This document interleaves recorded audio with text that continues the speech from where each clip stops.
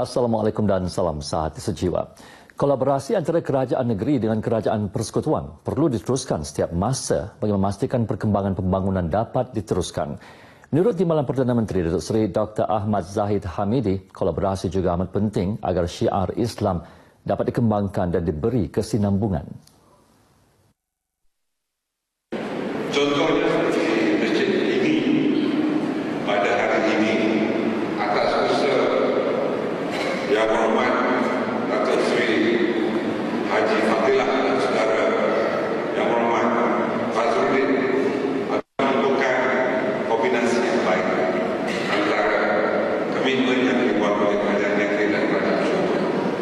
InsyaAllah selagi kerajaan persekutuan termampu di dalam memperuntukkan pembangunan dan memperbesarkan kegunaan rumah ibadah, terutamanya masjid, maka saya insyaAllah akan melaksanakan pertanggungjawaban ini demi kepentingan untuk kita memberikan syiar yang tinggi pada Islam.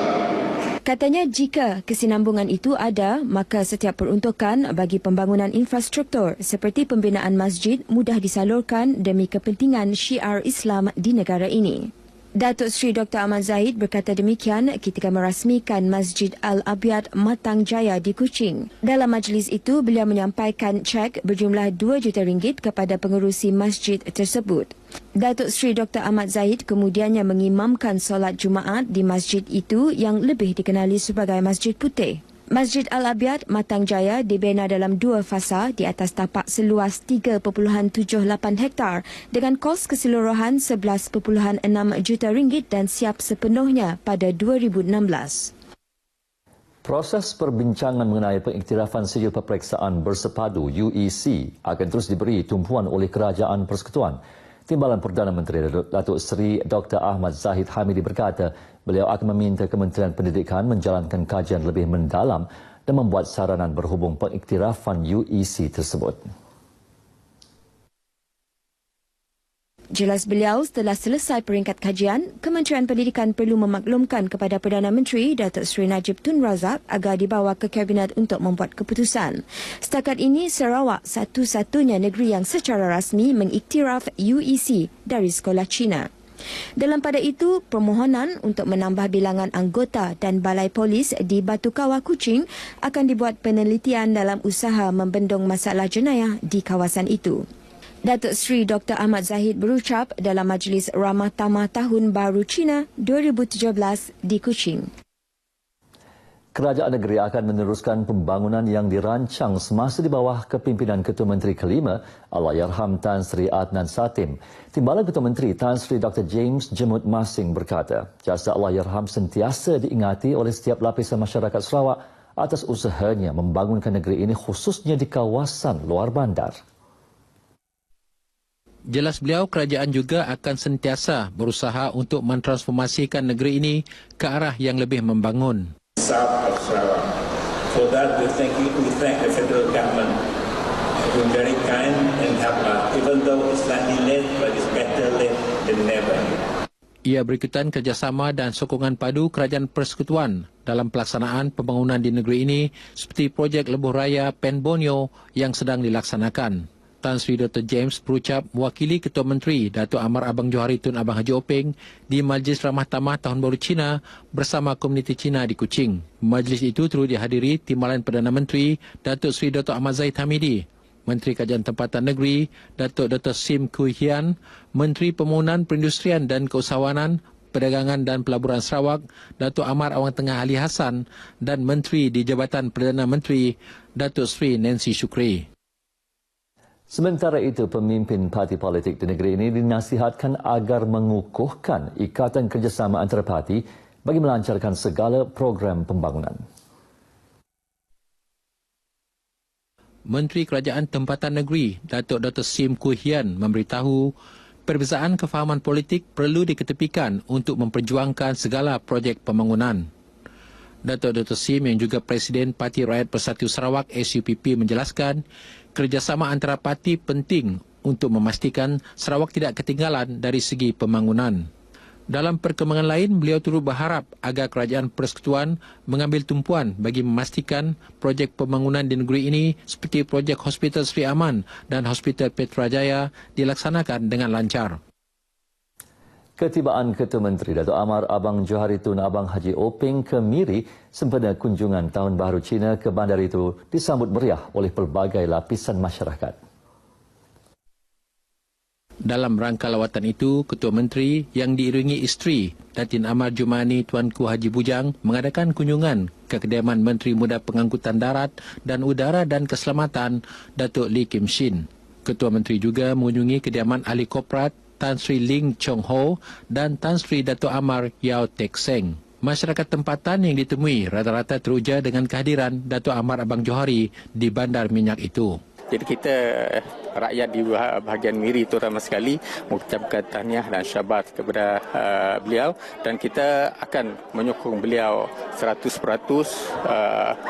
di atas pelantikan beliau. Yeah, this is today first time. That's why I want to come myself. This first time and first day I meet him. Kami orang Jatimirek, kami saya dapat awang si tahu unknown. Jadi Arab Abang Jo terkelak adalah orang yang boleh dapat mbak kami naik lagi Ini merupakan lawatan pertama Datuk Amar Abang Johari ke Miri sejak dilantik sebagai Ketua Menteri Sarawak. Syarikat Perkhidmatan Bas Awam berpangkalan di Semenanjung Malaysia tidak akan beroperasi di Sarawak. Itu jaminan yang diberi oleh Menteri di Jabatan Perdana Menteri, Datuk Seri Nancy Shukri dalam satu sidang media di Kuching. Kenyataan tersebut sekaligus menjawab isu yang dibangkitkan oleh pengerusi DAP Sarawak, Chong Ching Jian, yang mempersoalkan usaha kerajaan negeri yang kononnya membenarkan syarikat bas Rapid KL dari Kuala Lumpur untuk menyediakan perkhidmatan di negeri ini. We are not allowing anybody else to come to Sarawak to operate. Sebab itu SBST dengan ISBSF itu sudah diluluskan oleh Kabinet untuk membantu local bus operators. Kita setakat ini local bus operators sudah sudah ada dan akan menandatangani agreement by April. So there is no issue of anybody else coming from outside Sarawak to operate in our state.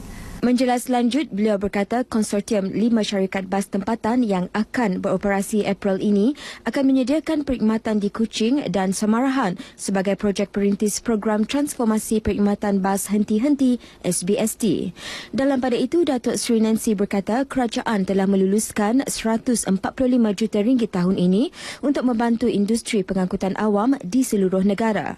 Selain itu, katanya sebanyak RM114 juta bagi program SBST tahun depan sambil menambah Kuching adalah antara 6 bandaraya yang akan mendapat manfaat daripada dana tersebut.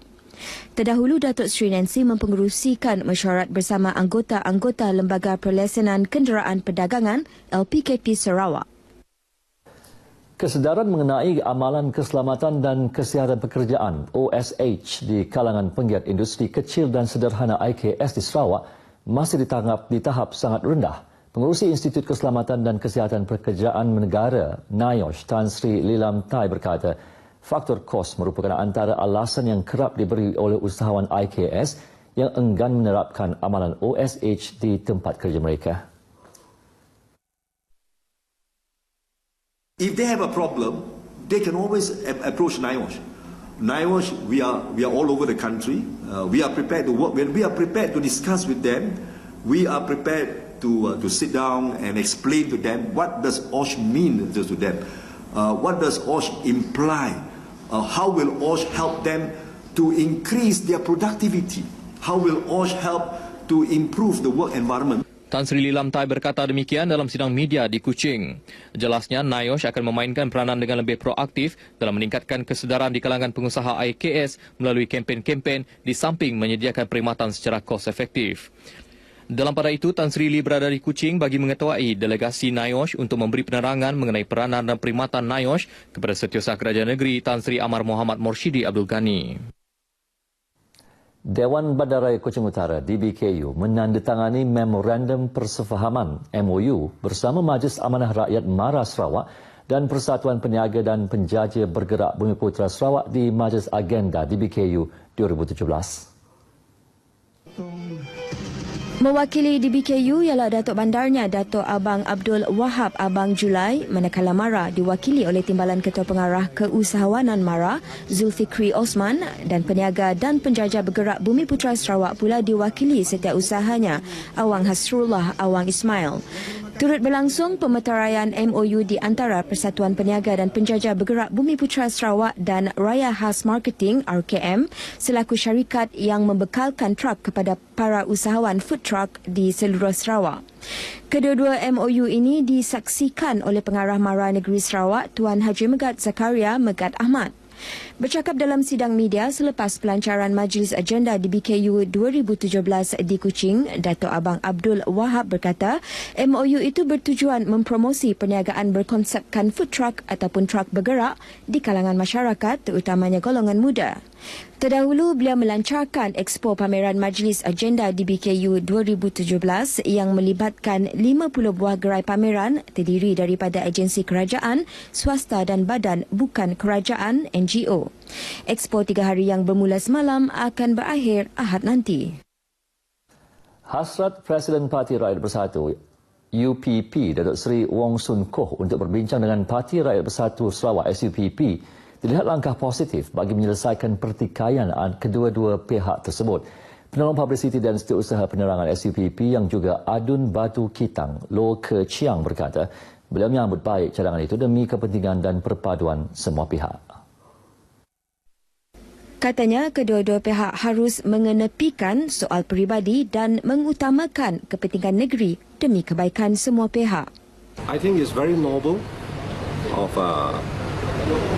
Dato' Sri Wong as a leader of UPP to suggest that, it's a good thing that if one day we can all come together. This is a very noble thing, and I think that this is what every one of us wants. As Sarawakians, this is what every one of us wants. Not just SUPP or UPP, but the whole community. Beliau ditemui media semasa kunjungan Tahun Baharu Cina Timbalan Perdana Menteri Datuk Seri Ahmad Zahid Hamidi ke kediaman Menteri Kerajaan Tempatan Datuk Dr. Sim Kui Hian di Kuching. Sehingga kini pertikaian kedua-dua parti mewakili kaum Cina itu masih gagal menemui jalan penyelesaian. Jawatankuasa Majlis Keselamatan Jalan Raya MKJR bahagian Bintulu mengambil langkah segera bagi mengatasi kesesakan lalu lintas di Jalan Tun Hussein On Bintulu, terutamanya pada waktu puncak. Pengurusi jawatankuasa itu yang juga residen Bintulu, Muhammad Yaakob Kari memberitahu tindakan segera itu termasuk penutupan sementara simpang masuk ke Taman Jason bermula Rabu depan. Selain itu, Jabatan Kerja Raya juga akan melebarkan jalan berdekatan dengan lampu isyarat Taman Tinggi bagi memudahkan pengguna membuat pusing U untuk ke Taman Jason dan kawasan yang berhampiran. Tambahnya, bagi mengatasi kesesakan lalu lintas untuk jangka masa panjang, Kerajaan Persekutuan telah meluluskan RM120 juta bagi pembinaan jejambat di Jalan Tun Hussein On. Muhammad Yaakob memberitahu pemberita selepas mesyuarat perbincangan kesesakan lalu lintas di Jalan Tun Hussein On di Pejabat Residen Bintulu. Dalam pada itu, kerajaan juga telah meluluskan pembinaan jejantas di kawasan sekolah SMK Bandar Bintulu bagi memastikan keselamatan pelajar sekolah selain mengurangkan risiko kemalangan jalan raya yang membabitkan pelajar. Baiklah, seterusnya kita ke segmen agenda hari ini.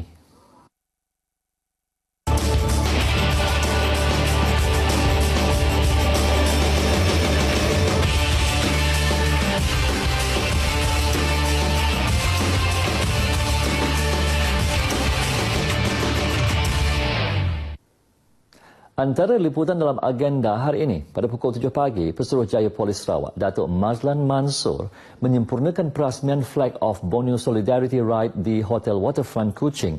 Manakala pada pukul 1.45 tengah hari, Datuk Bandar Kuching Utara, Datuk Abang Abdul Wahab Abang Julai, menghadiri DBKU Town Hall Session di Khemah Pameran Majlis Agenda DBKU 2017, Jalan Depo, Kuching.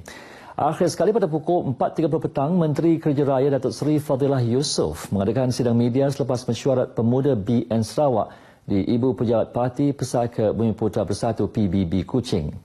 Demikian antara liputan acara dalam agenda hari ini. Untuk berita seterusnya, kembali ke Angkasa Puri bersama Redwin.